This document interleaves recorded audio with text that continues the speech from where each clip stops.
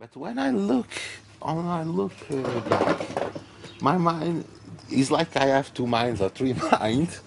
On the back, there is a big building that was being constructed. When I was thinking, now I don't thinking nothing. I'm not thinking nothing, and suddenly I look behind, and my mind have created a big building about life, about things. How I deal with that? Well, you have to find yourself, you have to find your mind not behind but in front. Let me tell you. So you look behind and the mind is, building up all this stuff. But there's a place where the mind is kind of like in front, meaning that it's just up there. It's being, whatever it's doing, something is earlier than the mind that doesn't reach mind yet. It's very, very pure, like just an empty space. And in that space, this dance called mind happens. And it can have many different plays going on, different rooms going on in the mind. This one over here is doing this, is saying this, doing this, that. But there's a space here that is not at all involved with the mind. Although the mind activity can be seen, but this space is it's very different. It's like it's very different. It's like looking at one of these. If you go into one of these big aquarium places, you go inside a space and you can see all these fishes and things going on, and you feel like they're right in the same space, but they're not in the same space. It's like the emptiness is this kind of empty space. And when you talk about the mind, you don't have to look behind, because if something has to look behind, it is a kind of something. It is something that's doing that. And any something is what's going to, you are going to notice it. It's what I call it, it's in front. It's just in front. There's nothing behind. Something can only be behind if you have a shape. If you have no shape, everything is seen. And so, if you have a shape or a form, something can seem to be behind you, like, this. But if you have no shape, everything is in front of you. Everything is within you. So the real purpose of any of these exercises is because why we feel that something is behind is only because of the habit of identifying with the form, with the body, and then you feel, something is like, even my mind is somewhere here, something is like there, and so Yeah. on. That's in relation to the body. But when you realize that even your body, you can perceive. Of course, I can't see my body from here with these eyes, but I'm aware of my body. I'm aware that I can feel it and watch it.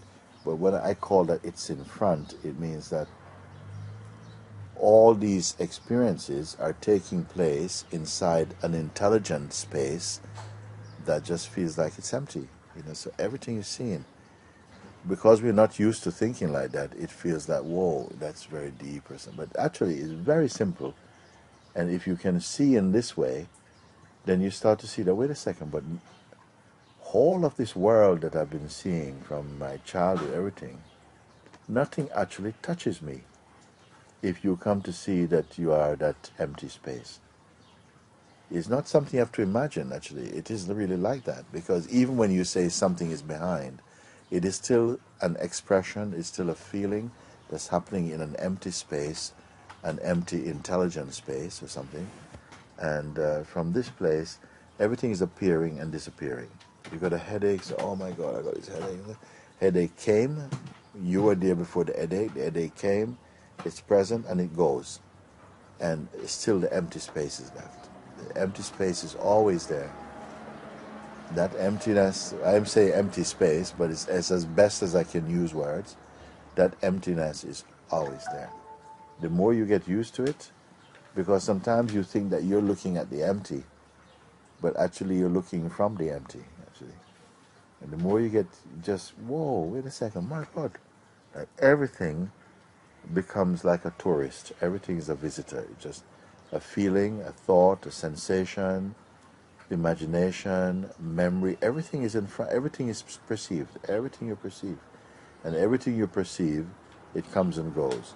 So I advise the people, don't get attached. You can observe everything, but don't combine that with a sense of self, and don't go into a shape. It takes a little bit of practice to keep remembering that. But as soon as you start to discover the beauty of it, it gives you, oh my God, it's like you you are kind of everywhere, but you're still in the body. But it's very different, very different. Then you don't think there's anything behind you. If you have no shape, there's nothing that's behind you. You know, there's not even anything really, really in front. There's just things coming up. So I found myself saying recently that everything that appears, or to happen, everything that appears in this infinite expanse, which doesn't appear. But I use other words that says everything that happens momentarily in the immensity of the non-happening. And if you can reflect on any of these kind of things, it will keep showing you that, wait a second, the one constant is a thing which is no thing. Everything that is a thing is a variable. I mean, it comes and it goes, and it is perceived to come and go. If anyone gets this, you see, like what I've shared right now is the essence of all the scriptures I tell you just now.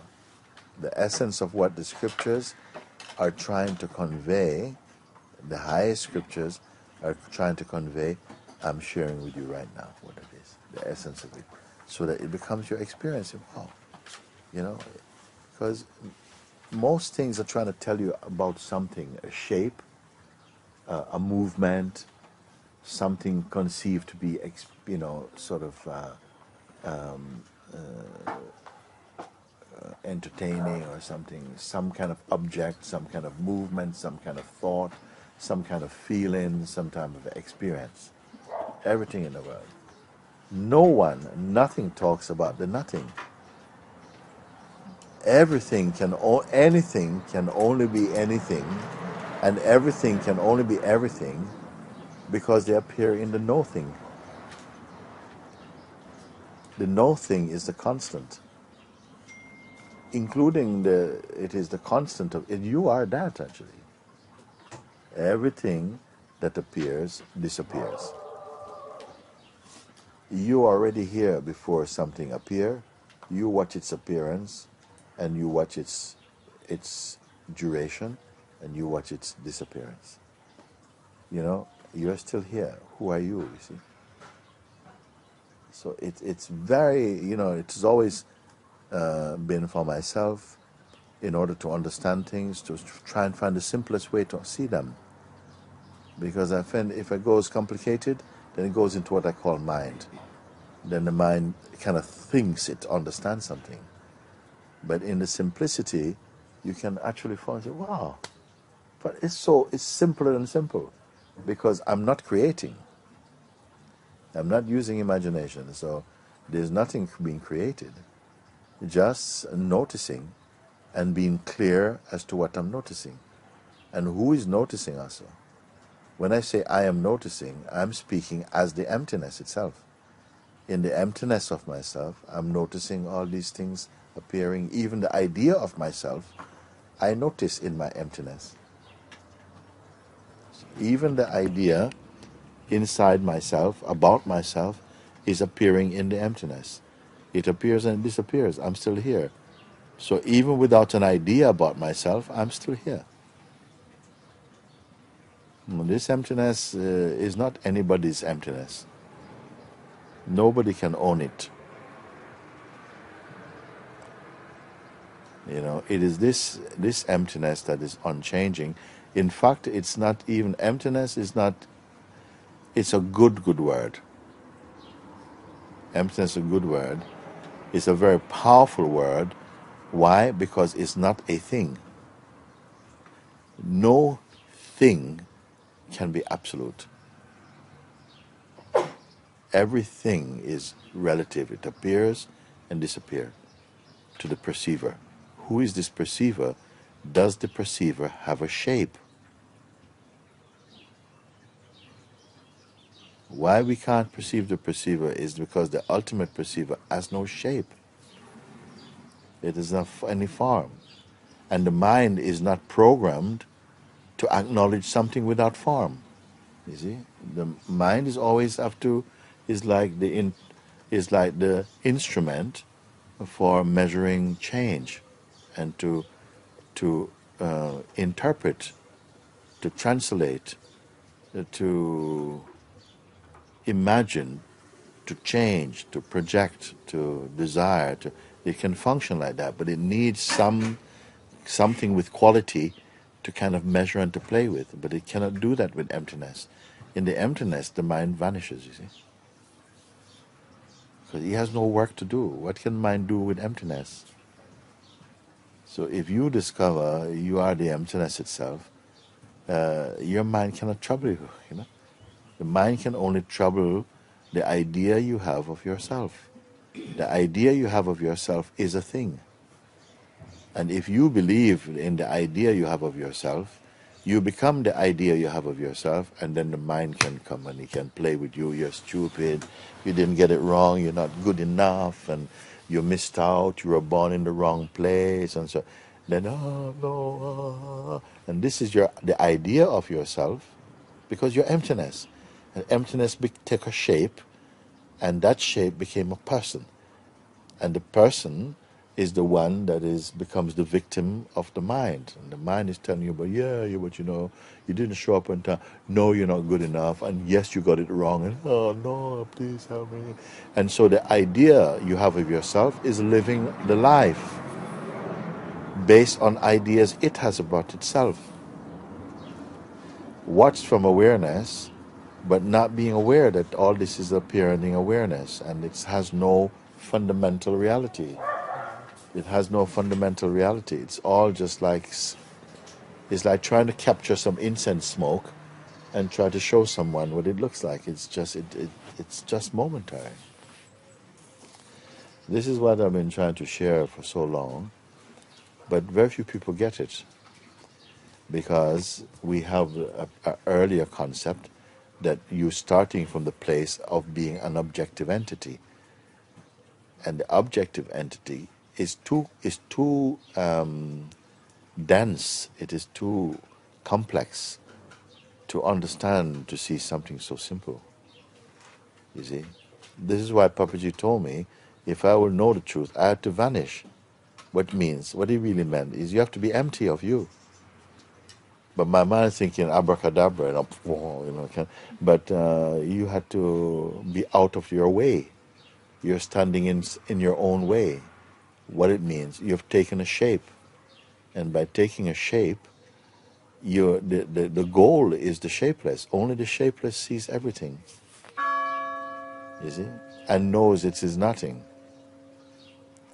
You see? Because what is the dilemma of life? What is the big challenge of life? To experience and to survive, actually. Yep. But no shape can survive. Shape means time. Object means time. And time means change. But when you're nothing, time means nothing, and shape means nothing. The shape only is our dynamic, it's our dream, actually. We think that you dream that you're nothing, but actually you dream you're something. You're actually nothing, dreaming you're something. But to the mind, that sounds, oh, horrible, I want to be something. It is like that. Yeah, what I'm sharing with you, this is totally fresh, actually. It's like God is sharing something with his own manifestation or something like that, including we are all of that. We are the thing, and we are manifesting ourselves in form. And the form is fine. I think, don't curse the form. The form allows the movie to be played. The one who best enjoys the movie is the one who is formless, because it doesn't interfere with it. You just enjoy. But the minute you interfere, you take a shape. You start to say, yeah, but I like this, I didn't like that. You take a shape as the one who likes and dislikes. That is the secret, you see. But before you can really take the full measure of this secret, you have to deconstruct your identity. You have to see it, that, you have to see it, that it's fine, it's a shape that's created by the God dream in the God dream, our sense of who we are, but it is not a fact, it is really a fiction. And if we are deeply attached, we being who? Being the emptiness self, actually. If you become attached to your own self-projection, the identity of the body, then we'll have a great fear of losing the body. But you're always losing this body. This is not the body you was born with. It is constantly and there's no cell in this body that was here originally from your mother. It's all been renewed and renewed and renewed. Your thinking about yourself is renewed and changed all the time. You're not what was given birth to. Even in your form, it's just memory and sentiment, and there's obviously some genetic information that continues. But like your parents are the parents of your form, and somehow sometimes conditioning.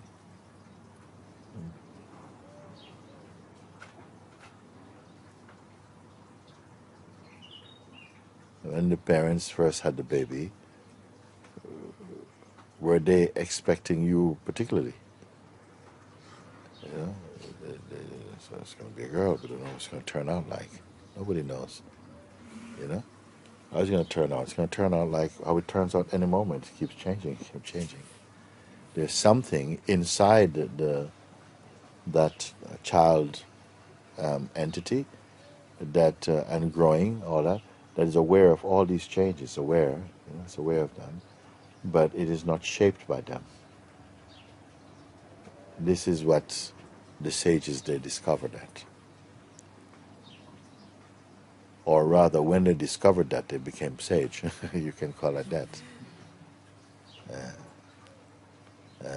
Meaning the one who sees, the seer, the one who see, mean one who really understand that, but not merely an intellectual understanding, a very profound understanding which changed the way that we experience.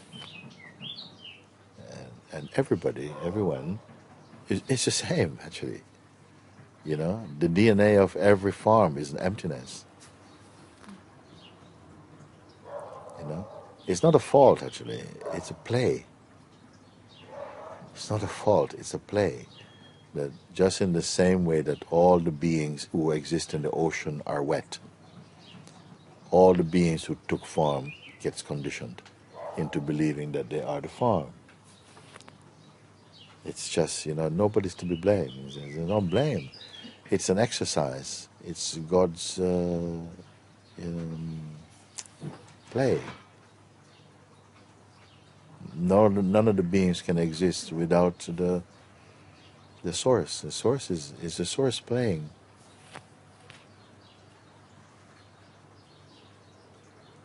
I see.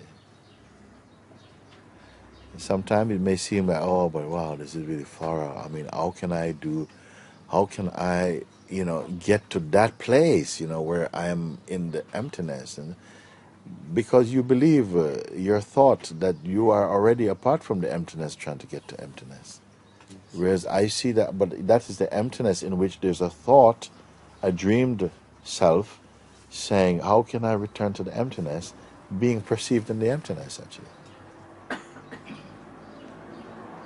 But when that thought, that imagined being, believes in itself like, wow, it's like, I'd really like to get where Mooji is, and this is like, wow, that must be, I've got a lot to learn. I said, no, you don't have to learn anything at all, actually.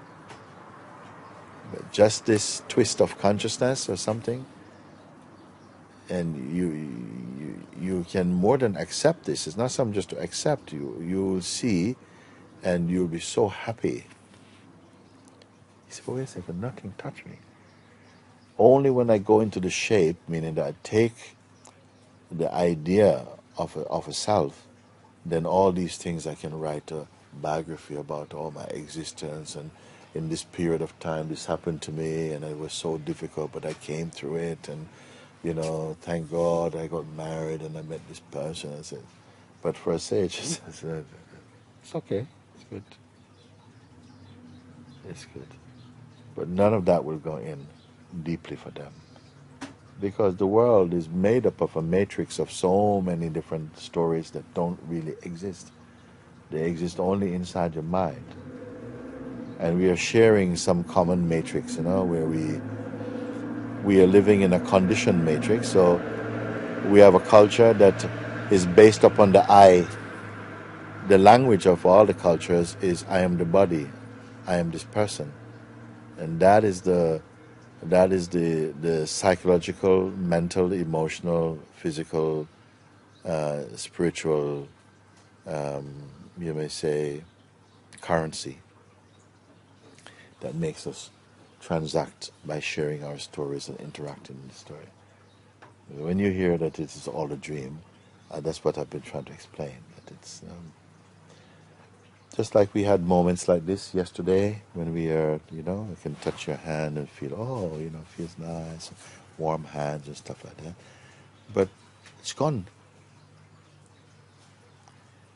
You may carry some seeds, some few memories, some pockets, some little things of the memory of yesterday, but it's gone.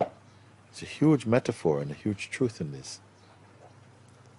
And all these things to do with the report of the senses and the mind and projection, none of them can stay. They're like clouds passing. Suppose you fall in love with a cloud and say, oh, please stay, stay.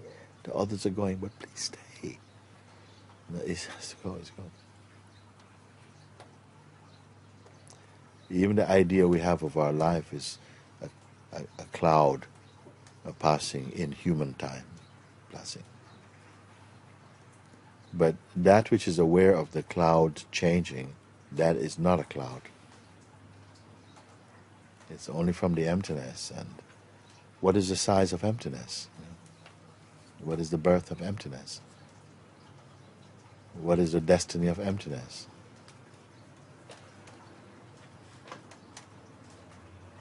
Where is heaven and hell for emptiness? And yet in the human psyche it's very difficult to,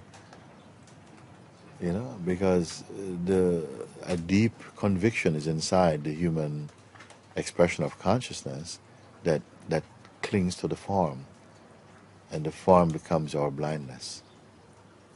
But the form is innocent. It is very necessary to have the experience of the dream and even the experience of awakening. Awakening takes place in the emptiness that is never sleeping and is never awake. It is always pure.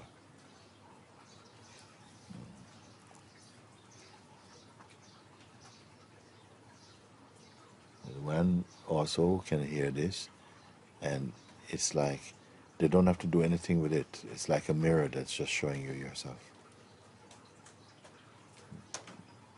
A mirror is not doing any gymnastics. It's not interpreting you. It doesn't have any opinions about, oh, you're looking a bit tired today. It's just reflecting. And the emptiness is just somehow reflecting something to the intelligent principle of consciousness that acts as the seeking, the urge to you may call to evolve, maybe, to grow, to attain, to reach something. What is it trying to reach? All of us seem to be in this drive, this momentum of evolution. Where does it go to? Is evolution in the human experience the finality of evolution? Is it the death of the body? What is evolution for what?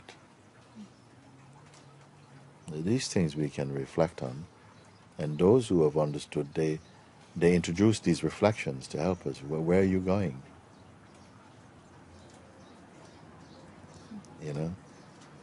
Today you're living in answered prayers about yesterday. So now what? Now you have prayers for tomorrow, and the tomorrow after tomorrow. But what is it you're longing for? Actually, we are longing for rest, but we don't know it. We're longing to stop longing. You know? Yeah. And the only way where you can stop longing is to be back in your original place. It's not a place, it's not a place, so there's no distance involved. It's not even a state, because states also come and go. If you want, you can say it is a stateless state. And when I use the word emptiness, I've told you two significant, simple pointers to use. One is the emptiness, and one advice: don't go into shape. Because the two natural conviction you have, one is that you know that you exist, and the second is that you know you're perceiving. You see? But who you are, who's perceiving, we don't know. I've just told you the best way to understand me is you be nothing, which is not something you can achieve, because you can only recognize that's already there. So it's not something you have to do. And that perceiving is not something you're doing. It's also happening because of the intelligence of the beingness, which is using the senses. It's just happening. It is the activity of the vital force and the dynamic consciousness. It's constantly producing. But there's something that is not producing. But everything produced comes from it also. I don't know if you can follow me. Something about what you're saying is catching me is, you know, this moment of discovery where one can go from unrest to rest. From unrest to rest. The mind wants to say how to get to that moment, but something else is saying that that moment is every moment. Yeah. Is that? It is true. It's true. It is true. I mean, you know, if you can solve unrest, you don't have to find rest. Rest is already there. If you remove misunderstanding, you don't have to find understanding. Understanding is already there. So, you know,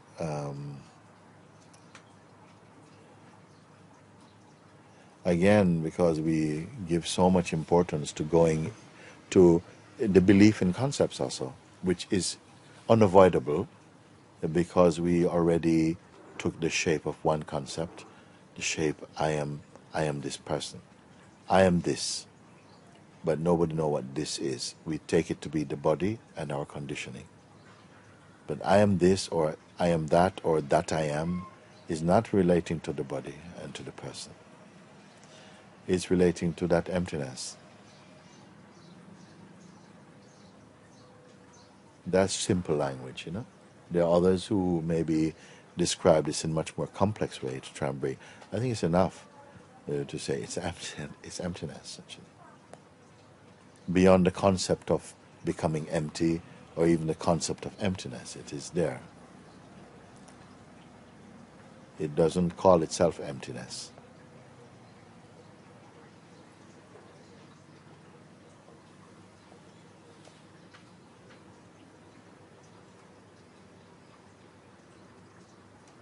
You come to that place,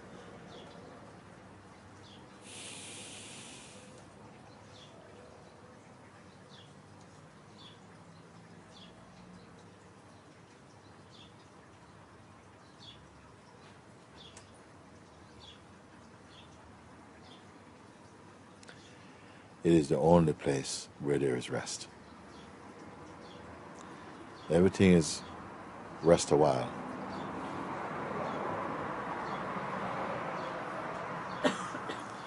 This is so rest that even the word rest drops off, meaning it's a natural state. You will only enjoy that in nothingness. Emptiness, nothingness, empty. When our culture does not appreciate what is called emptiness, it's like they say it's like negating, it's dry, it's nothing. And because we take ourselves to be something, we're attracted to somethingness. So sometimes somethingness is the only way in which you can suffer. You have to suffer until you're at least open or curious or available to become nothing. Not everybody can go to nothing, because there's something in the psyche that equates nothing with non-existence. And so there's a doubt, a lingering doubt inside the psyche of human being that emptiness is a kind of death. But it's only death to the unreal. There's always some little doubt that, but if I totally let go, then maybe it'll be boring. Nothing to do. If I reach the goal, then is there a goal after the goal? Then if I reach the goal, what's going to happen? I'm just going to just sit around. I mean, there's nothing to do. Because here people say there's nothing to do, there's no place to go, there's not. Oh, that sounds horrible to the aspiring soul. You know? So only the one who has gone to nothing, and everyone is really being trained towards emptiness, to take little sips at a time, so that you can become reacquainted with what you are. You see, we'll take little sips at a time to get reacquired, because then you say, but this feels really good actually to be empty. Then you appreciate it. Then the mind goes, yes, but what's going to happen is, but So it takes time to stabilize in the timeless, because of the habit of, giving such value to the concept of time and need and change and the attraction to the senses, sense pleasure, and the use of imagination. All of these things is the pastime of the being in its expression as humanity. So very, I say simple,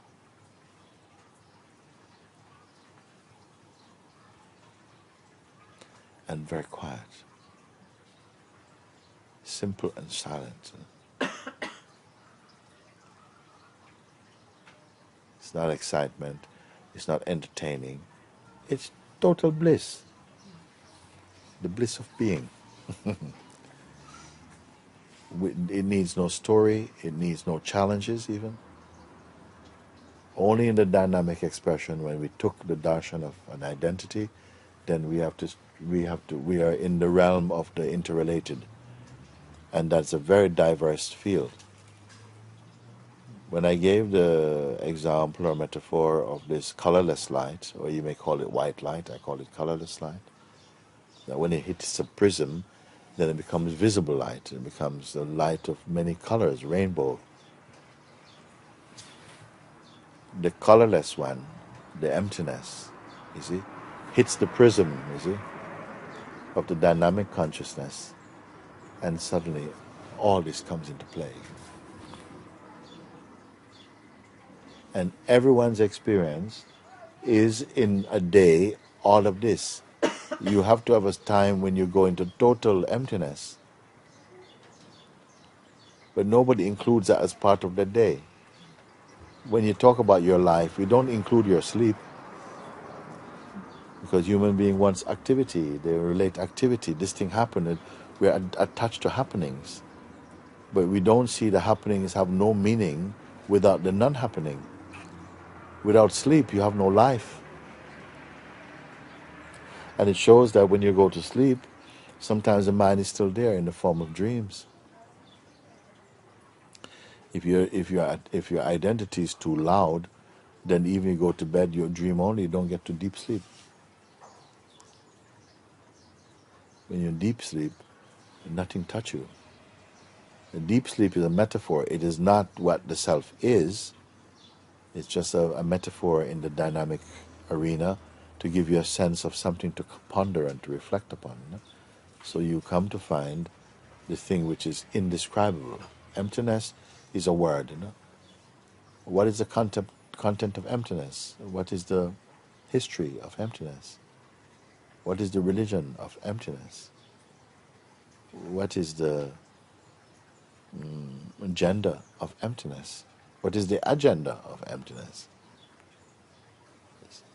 So mind is not attracted to this, and we are attracted to mind until mind beats you up. When you're overwhelmed, then you search for rest, and to that extent you're open to go beyond the field of the dynamic. Just like that. And with these things, we don't have to talk much more about them. I prefer to get to the point like in 3 or 4 sentences, and it should be enough. Then otherwise what happens, our minds want to talk more about it, and so you keep the food in your mouth, you never swallow. If you have too much food in your mouth, you cannot swallow, you have to spit it out. Yes, have enough food so you can chew and swallow. You know? So this is why I say I don't think it's important to keep learning. And I can tell when it's enough, like you're full enough. And you have to be full of emptiness.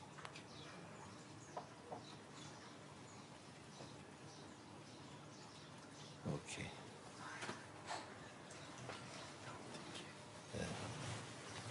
Thank you.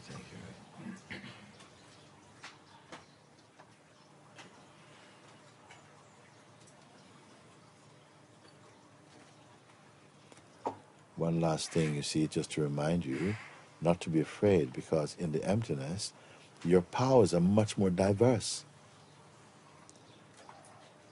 You're not a stranger to anything at all.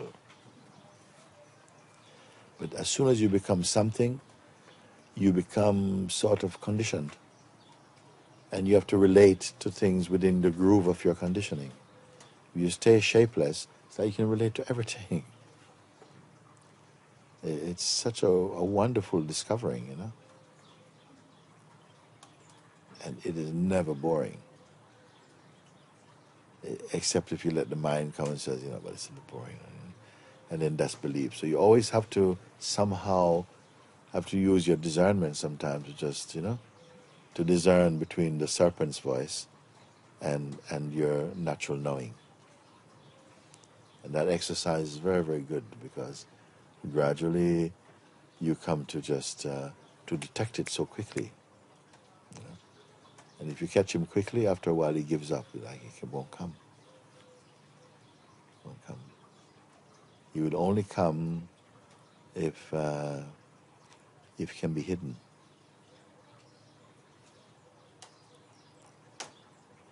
There's a saying that, you know, one of the Satan's greatest tricks is to convince the world he doesn't exist. It's a kind of saying, you know, that no one thinks it's easier to deceive you than to convince you you're being deceived. So everybody thinks that they're smarter than they actually are. You see? But this is why I've been recently talking about Saint Kabir's song, when he say, Maya, Maya, you are the great deceiver, because everyone is caught in your net and nobody recognizes you, but I know you. Everyone is imagining, but I'm free to do what I want, I know I'm just this, who we think you are. Maya, the belief that you are this is our joy and our suffering. When Kabir say, but nobody recognize you. They think your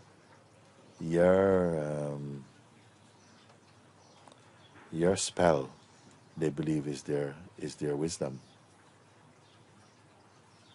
So everyone is trapped in your net. But I know you.